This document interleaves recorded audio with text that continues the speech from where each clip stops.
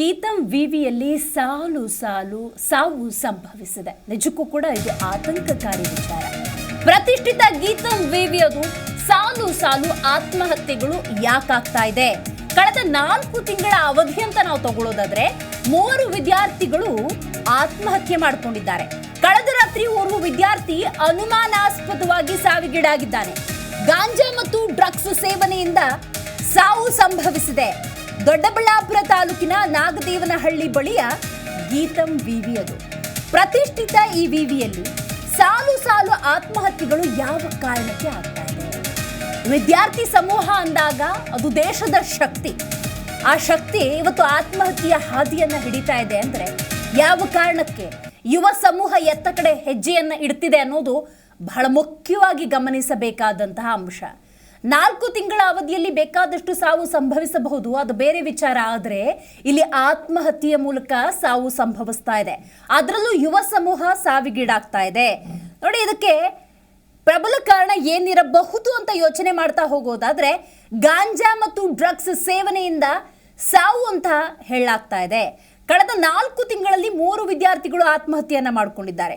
ಕಳೆದ ರಾತ್ರಿ ಕೂಡ ಅವರು ವಿದ್ಯಾರ್ಥಿ ಅನುಮಾನಾಸ್ಪದ ರೀತಿಯಲ್ಲಿ ಸಾವಿಗೀಡಾಗಿದ್ದಾರೆ. ವಿವಿಯ ಹಾಸ್ಟೆಲ್ನಲ್ಲಿ 7ನೇ ಮಹಡಿಯಿಂದ ಬಿದ್ದು ಸಾವಿಗೀಡಾಗಿದ್ದಾನೆ. ದೊಡ್ಡಬಳ್ಳಾಪುರ ತಾಲೂಕಿನ ನಾಗದೇವನಹಳ್ಳಿ ಬಳಿಯ ಗೀತಂ ವಿವಿಯಲ್ಲಿ ಆಗಿರುವಂತಹ ಘಟನೆ ಇದು. ಆಂಧ್ರದ ಕರ್ನೂರು ಮೂಲದ ದಾಸರಿ ಬ್ರಹ್ಮಸಾಯಿ ರೆಡ್ಡಿ ಮೃತ ಯುವಕ. ಹಾಸ್ಟೆಲ್ನಲ್ಲಿ ಮಕ್ಕಳನ್ನು ಬಿಟ್ಟಿರ್ತಾರೆ. ಪೋಷಕರು ನನ್ನ ಮಗು ಅಲ್ಲಿ ಚೆನ್ನಾಗಿ ಓದ್ತಾ ಇದೆ ಈ ಭಾವನೆಯಲ್ಲೇ ಇರ್ತಾರೆ. ಆ ಪೋಷಕರಿಗೆ ನಿಜಕ್ಕೂ ಕೂಡ ಆಘಾತಕಾರಿ ಸುದ್ದಿ ಇದು.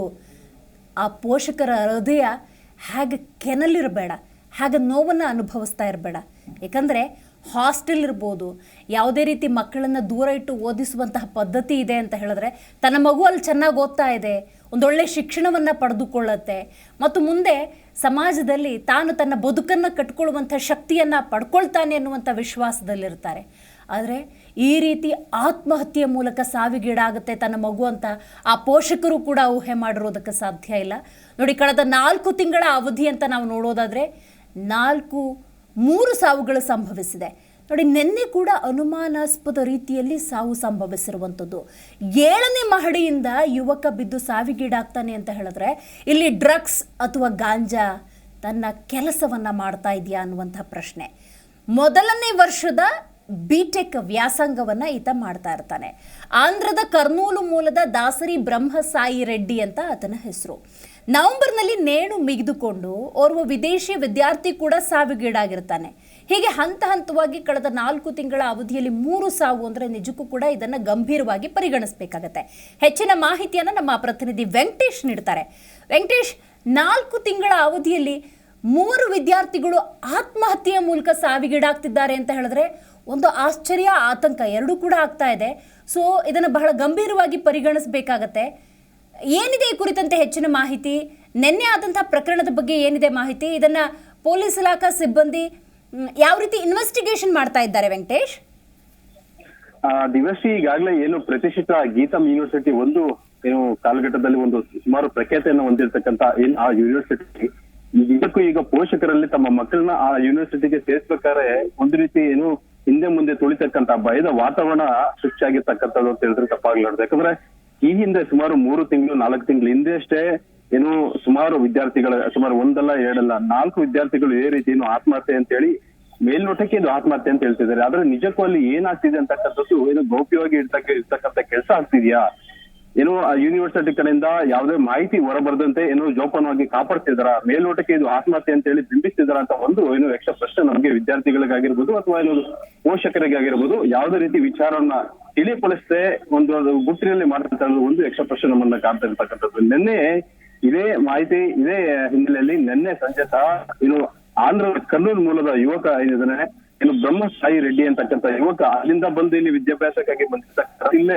ಇದು ಗೀತಂ ಯೂನಿವರ್ಸಿಟಿಯಲ್ಲಿ ವಿದ್ಯಾಭ್ಯಾಸ ಮುಗಿಸ್ಕೊಂಡು ಪಕ್ಕದಲ್ಲಿ ಇರ್ತಕ್ಕಂಥ ಹಾಸ್ಟೆಲ್ ಉಳಿದುಕೊಂಡು ವಿದ್ಯಾಭ್ಯಾಸನ ನೋಡಿಕೊಡ್ತಿರ್ತ ಒಬ್ಬ ಏನು ವಿದ್ಯಾವಂತ ಹುಡುಗ. ಅದರಲ್ಲೂ ಆ ಪೋಷಕರು ಹೇಳುವ ರೀತಿಯಲ್ಲಿ ಲಾಸ್ಟ್ ಸೆಮಿಸ್ಟರ್ ನಲ್ಲಿ ಏನು ಯಾವುದೇ ಡ್ಯೂ ಇಲ್ಲದೆ ಎಲ್ಲಾ ಸೆಮಿಸ್ಟರ್ ಪಾಸ್ ಆಗಿ ಒಂದು ಉತ್ತಮ ಏನು ವಿದ್ಯಾಭ್ಯಾಸವನ್ನು ಹೊಂದಿರತಕ್ಕಂಥ ಯುವಕ ಎಲ್ಲಾ ಆಕ್ಟಿವಿಟೀಸ್ ಅಲ್ಲೂ ತುಂಬಾ ಚುರುಕಾಗಿರ್ತಕ್ಕಂಥ ಯುವಕ ಈಗ ದಿಢೀರ್ ಅಂತ ಹೇಳಿ ಏನು ಆತ್ಮಹತ್ಯೆ ಮಾಡಿಕೊಂಡಿರ ಅಂತ ಹೇಳಿದ್ರೆ ಪೋಷಕರು ನಂಬಲಾರದಂತ ಸ್ಥಿತಿ ಏನು ಉದ್ಭವ ಆಗಿರ್ತಕ್ಕಂಥದ್ದು ದಿವ್ಯಾ.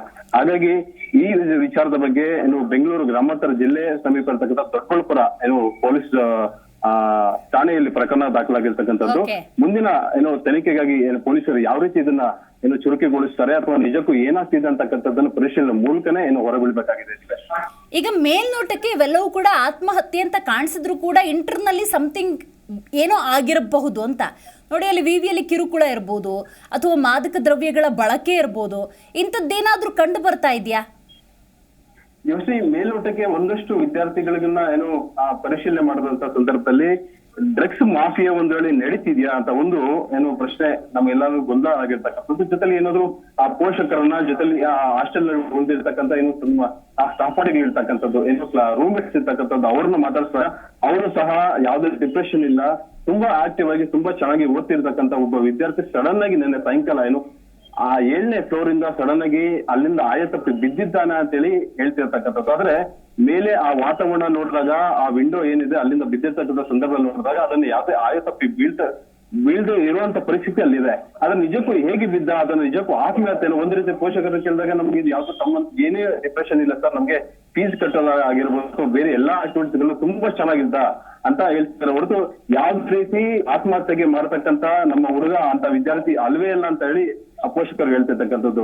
ಆದ್ರೆ ಪೊಲೀಸರ ತನಿಖೆ ಯಾವ ರೀತಿ ಮುಂದುವರಿಸಿ ಅದನ್ನ ಕಾಲೇಜಿನ ಮ್ಯಾನೇಜ್ಮೆಂಟ್ ಅಂತ ಕೇಳಿದಾಗ ನಮಗೂ ಇದ್ರ ಬಗ್ಗೆ ಏನೋ ಸಂಬಂಧ ಇಲ್ಲ ಅಂತ ಹೇಳ್ತಿದ್ದಾರೆ. ಜೊತೆಲಿ ಹಿಂದಿನ ಆಗಿರ್ತಕ್ಕಂಥ ಇಷ್ಟು ಏನು ವಿದ್ಯಾರ್ಥಿಗಳು ಒಂದರಲ್ಲಿ ಒಂದು ಸಾಲುಗಟ್ಟಿ ಸಾವನ್ನಪ್ಪಿರ್ತಕ್ಕಂಥ ಆಗ್ತಿದ್ದಾರೆ ಅಂತ ಹೇಳಿ ಕೇಳಿದಾಗ ಇದಕ್ಕೆ ನಮ್ಗೆ ಯಾವ್ದೇ ರೀತಿ ಪ್ರತಿಕ್ರಿಯೆ ಕೊಡೋದಕ್ಕೆ ನಿರಾಕರಿಸಿರ್ತಕ್ಕಂಥದ್ದು. ಎಲ್ಲೋ ಒಂದು ಕಡೆ ಏನು ಮ್ಯಾನೇಜ್ಮೆಂಟ್ ಇದೆ, ಅದ್ರ ಮೇಲೆ ಸ್ವಲ್ಪ ಡೌಟ್ ಬರುತ್ತೆ, ಏನೋ ಆಗ್ತಿದೆ ಅಂತ ಹೇಳಿದ್ರೆ ಸ್ವಲ್ಪ. ಈಗ ನೋಡಿ, ಕಳೆದ 4 ತಿಂಗಳ ಅವಧಿಯಲ್ಲಿ 3 ಸಾವು ಅಂದಾಗ ಮೊದಲ ಆತ್ಮಹತ್ಯೆ ಸಂದರ್ಭದಲ್ಲೇ ಪೊಲೀಸ್ನವ್ರು ಕೇಸ್ ರಿಜಿಸ್ಟರ್ ಮಾಡ್ಕೊಂಡಿರ್ತಾರೆ, ಇನ್ವೆಸ್ಟಿಗೇಟ್ ಮಾಡಿರ್ತಾರೆ.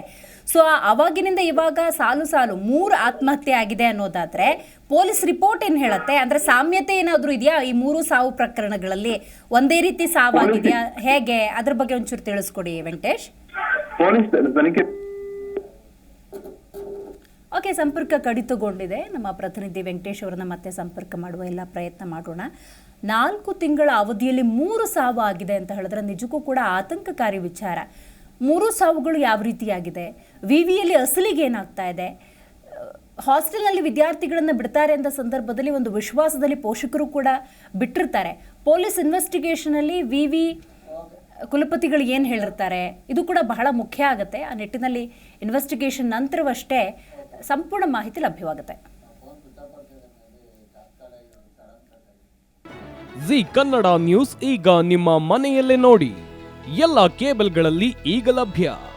ಸನ್ Direct 292, Jio TV 1334, U digital 162, city cable 51, GTPL 17, Abhishek cables 821, Rockline telecommunication 51, Shri Basaveshwara number 60, Vinayaka digital number 53, in digital number 896ರಲ್ಲಿ.